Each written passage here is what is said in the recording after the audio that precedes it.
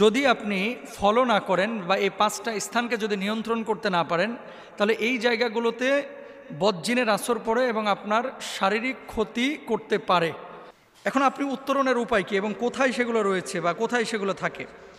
দেখেন, ঘরের এমন কিছু জায়গা রয়েছে যে জায়গাগুলোতে কেউ কোনো দিন শয় নাই, আপনি বিছানা করে রেখে দিয়েছেন এবং ঈদের পরের দিন শুয়েছেন, শোয়ার পরে 1 বছর আপনি ঢাকায় রয়েছেন, আগামী ঈদ পর্যন্ত বিছানাটাকে ওইভাবে আপনি রেখে দিয়েছেন। এইরকম বিছানা আপনারা রাখবেন না। 2 নম্বর, আলমিরার মধ্যে এমন কিছু কাপড় চোপড় আপনারা রাখেন যে কাপড় চোপড়গুলো আপনি খুলেন না সহজে। 5 মাস 6 মাস 7 মাস চলে যাচ্ছে, কিন্তু কাপড়গুলো আপনি খুলে একবার দেখেনও না, ফলো করেন না, তাকান না। যদি এরকমটা হয়ে থাকে, তাহলে আপনাদেরকে অবশ্যই যে কাজটি করতে হবে, এই চাদরগুলো এবং এই ঘরগুলো যাতায়াত করতে হবে, ঝাড়াঝাড়ি করতে হবে এবং ব্যবহার করতে হবে। রাসূল সাল্লাল্লাহু আলাইহি ওয়াসাল্লাম কি বলছেন? পুরুষের জন্য 1খানা চাদর, তার স্ত্রীর জন্য 1খানা চাদর এবং তৃতীয়টি অতিথির জন্য, আর চতুর্থটি হচ্ছে শয়তানের জন্য। সহিহ মুসলিমের কিন্তু হাদিস। তার মানে কি, যদি চাদর থাকে, অব্যবহৃত যদি বিছানা ভাঁজ করা থাকে, নিয়মিত এই বিছানা এবং চাদরগুলো আপনারা ঝাড়বেন। যদি ঝাড়েন, শয়তানের ওয়াসওয়াসা এবং বদজিনের আসর থেকে আপনার বাচ্চা কাচ্চা ভালো থাকবে এবং আপনিও ভালো থাকবেন। এবার আসেন 2 নম্বর, আপনার বাড়ির সবচাইতে আদর্শ জায়গা বদজিন বা শয়তানের হচ্ছে আপনার বাথরুম। কিছু বাথরুম যেখানে ঢোকা যায় না, আবার কিছু মানুষের বাথরুম আছে বেডরুমের চাইতে বাথরুমটা সুন্দর, যারা রুচিশীল। তো যাদের বাথরুম যত নিকৃষ্ট এবং অপবিত্র, ওই বাথরুমে তত বদজিনের আসর থাকে।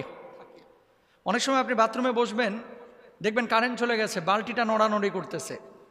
অনেক সময় আপনি বাথরুমে বসেছেন, বদনাটা আপনার সামনে থেকে উধাও হয়ে গেছে, অথচ রেখেছেন পাশে, চলে যাচ্ছে। এরকম হয়। এখন এই কথা শোনার পরে অনেক দর্শক অথবা আপনারা অথবা যারা আপনারা রেকর্ড করতেছেন, আপনারা মনে করবেন যে এটা মনে হয় ফাউল কথাবার্তা, এটা কেমন কথা, বালতি আবার একা একা নড়ে কীভাবে? যখন আপনার সামনে ঘটবে তখন বলবেন যে আসলে এটা কিভাবে ঘটে। আর এখন তো সহজ, সিসি ক্যামেরায় কিন্তু এই ধরনের ভৌতিক বিষয়গুলোও দেখা যায়। অফিসে দেখবেন যে চেয়ার রাখা আছে, এই চেয়ারটা একা একা রাত্রিবেলায় ঘুরে বেড়াচ্ছে, এগুলো সিসি ক্যামেরায় দেখা যায় এবং ঘটেছেও এরকম অনেক ঘটনা। তো দেখেন, বাথরুমে যখন আপনি ঢুকবেন, বাথরুমে ঢোকার আগে আল্লাহুম্মা ইন্নী আউযু বিকা মিনাল খুবুসি ওয়াল খাবাইস দোয়া পড়ে নেবেন। আচ্ছা, এই বাথরুমের মধ্যে কে থাকে? দুষ্ট খবিস প্রকৃতির শয়তান জিন থাকে, জিন শয়তানও থাকে। এজন্য হাম্মামে প্রবেশ এবং বের হওয়ার ক্ষেত্রে আল্লাহ রাসূল সাল্লাল্লাহু আলাইহি ওয়াসাল্লাম বলেছেন, পায়খানার স্থান হচ্ছে জিন এবং শয়তানের উপস্থিতির স্থান।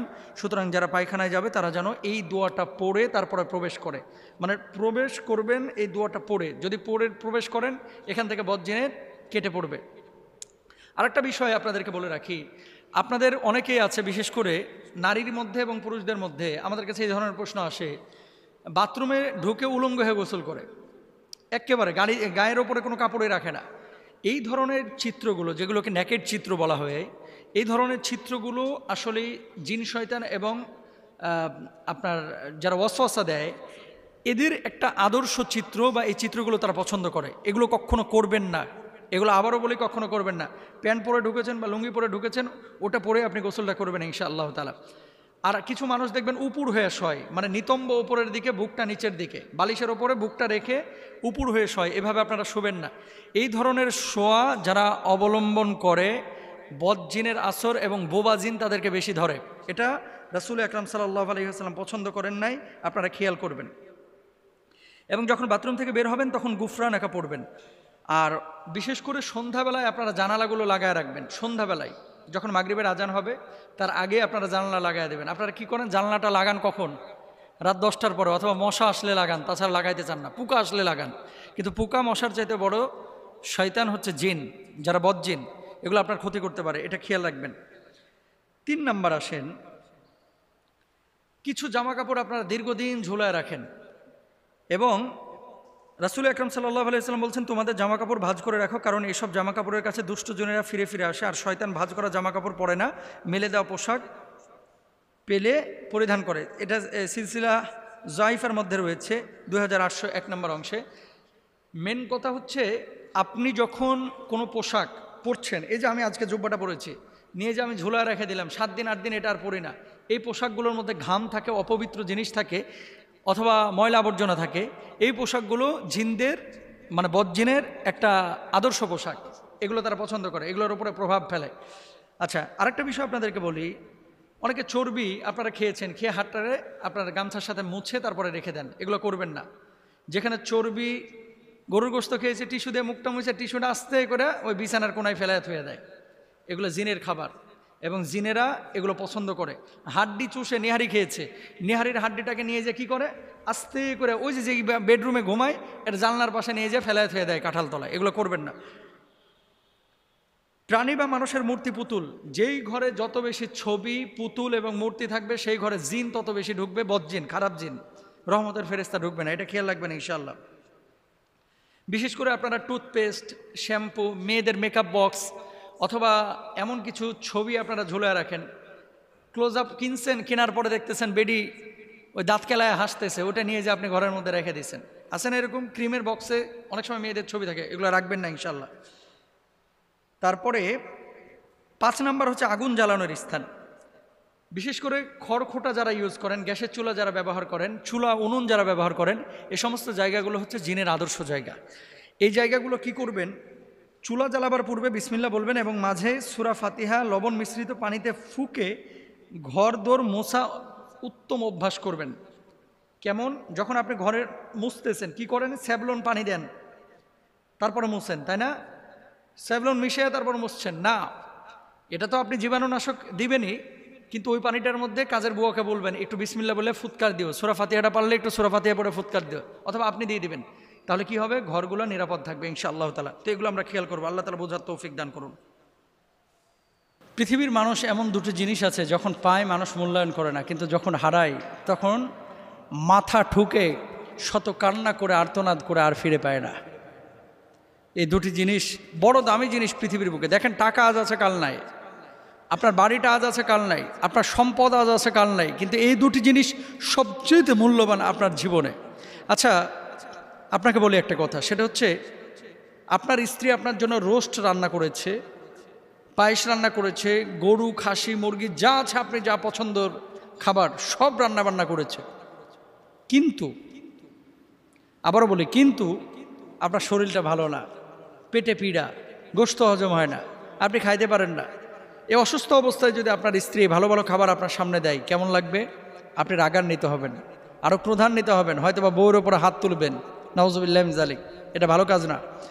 দুইটি জিনিস এমন রয়েছে যেই দুইটি জিনিস আল্লাহ তাআলা মানুষকে দিলে মানুষ যখন পায় তখন মূল্যায়ন করে না। কি? হাদিসের মধ্যে দেখেন, সহিহ বুখারী হাদিস 6412 নম্বর হাদিস।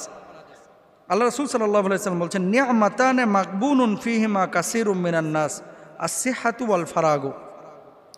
দুটি জিনিস এরকম আছে, মানুষের মধ্যে অধিকাংশ মানুষ দুটি নিয়ামতের খুব অবহেলা করে। একটি হলো সুস্থতা আর অপরটি হলো অবসরতা। আস-সিহহাতু ওয়াল ফারাগু। মানুষ যখন সুস্থ থাকে তখন মানুষ কিন্তু আল্লাহর সাথে গাদ্দারি বেঈমানি বেশি করে।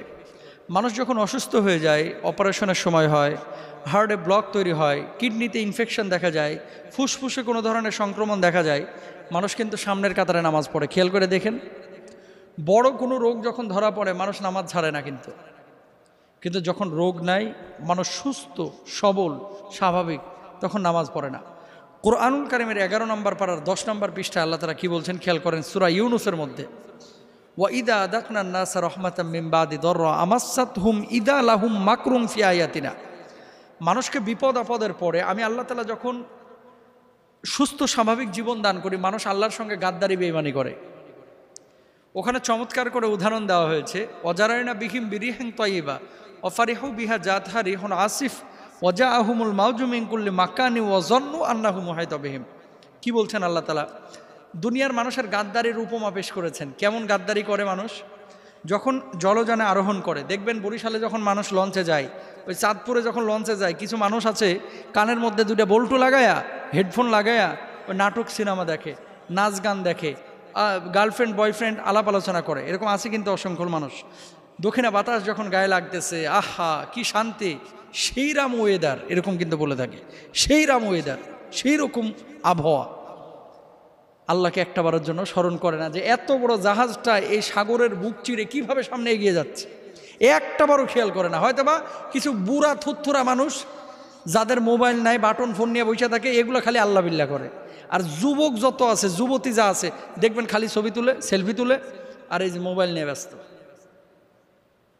অথচ আল্লাহ তাআলা কি বলছেন, বান্দা স্মরণ করলি না, ওয়াজাহুমুল মাউজু মিন কুল্লি মাকানি ওয়া যান্নু আন্নাহুম উহাইতা বিহিম, হঠাৎ ঝড় আমি উঠায় দিলাম, বড় বড় ঢেউ যখন আছড়ে পড়তে লাগলো, জাহাজটা যখন হেলে দিল, কাঁপাকাঁপি শুরু করে দিল, মানুষ তখন বলে লা ইন আনজাইতানা মিন হাযিহি লানাকুনান্না মিনাশ শাকিরিন। মানুষ কত বড় গাদ্দার দেখেন।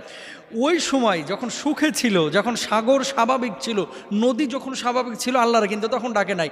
এখন ঝড়ো হাওয়া আর বড় বড় বাতাস ঢেউ আল্লাহ দিচ্ছে, এখন মানুষ বলে কি, আল্লাহ নিজে বলতেছে লা ইন আনজাইতানা মিন হাযিহি লানাকুনান্না মিনাশ শাকিরিন। আল্লাহ বাঁচার তো কোনো উপায় নাই, কোনো মতে এই বিপদটা থেকে আল্লাহ উদ্ধার করো। কি করবে ও? সারা জীবন আপনার কৃতজ্ঞতা স্বীকার করব। আল্লাহ বলছেন ফালাম্মা আনজাহুম ইদাহুম ইয়াবগুনা ফিল আরদি বিগাইরিল হক। ওই মানুষগুলোকে যখন ওই বিপদ থেকে উদ্ধার করে আমি আল্লাহ রাব্বুল আলামিন উপকূলে ভিড়াইয়া দিলাম, উঠায় দিলাম, ইয়া আইয়ুহান নাস ইন্নামা বাগিয়ুকুম আলা আনফুসিকুম মাতাল হায়াতিদ দুনিয়া। মানুষ উঠেই গাদ্দারি করে, সিজদা দেয় না আল্লাহকে, তখন নাবিককে ধন্যবাদ দেয়।